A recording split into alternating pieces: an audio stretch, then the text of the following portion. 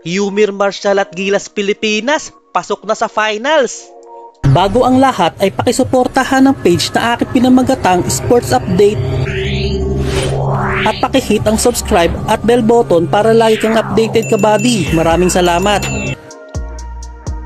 Isang makasaysayang panalo po ang naitala ng Gilas Pilipinas mga kabady dahil sa pag-comeback nito laban sa koponan ng China. Muli nga pong nagharap sa pangalawang pagkakataon ng China at Pilipinas sa semifinals ng kasalukuyang ginaganap na Asian Games. Huling nagtapat ang dalawang koponang ito sa FIBA World Cup kung saan nagpaulan ng puntos si kabayan Jordan Clarkson at tinambakan ang koponan ng China. Starting nga po ng first quarter ay natambakan ng Gilas Pilipinas ng China pero hindi sumuko at pinanghinaan ng loob ang ating mga pambato at pinilit na makahabol sa puntos. Pinangunahan ni Scottie Thompson ang lead mga kabady.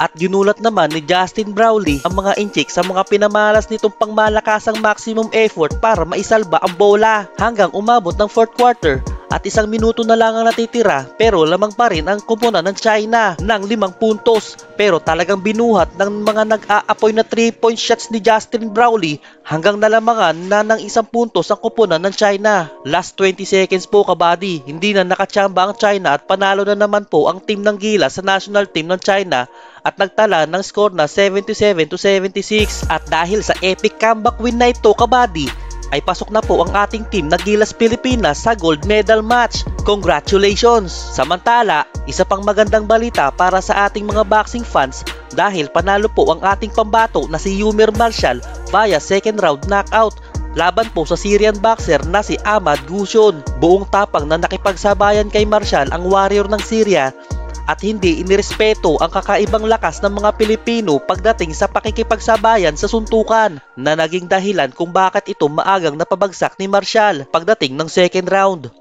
Nasapol po kasi ni Marshall ng isang solidong power punch sa mukha si Gusion habang nakikipagsabayan ito ng suntukan sa kalagitnaan po ng second round. Hindi na po nagawang makabangon pa ni Gusion dahil sa nanginginig na po ang mga tuhod nito at dahil sa pagkapanalong ito ni Marshall ay umabante na ito sa gold medal fight ng Asian Games kung saan makakatapat niya ang pambato ng China. Gayunpaman po, ang isa pang pinakamagandang balita kabady ay kahit anong kalabasan ng susunod na laban ni Marshall ay garantisado na pong pasok ito at lalahok sa gaganapin na Paris Olympics Game sa taong 2024. Narito po ang ilang highlights ng laban ni Marshall. Congratulations po!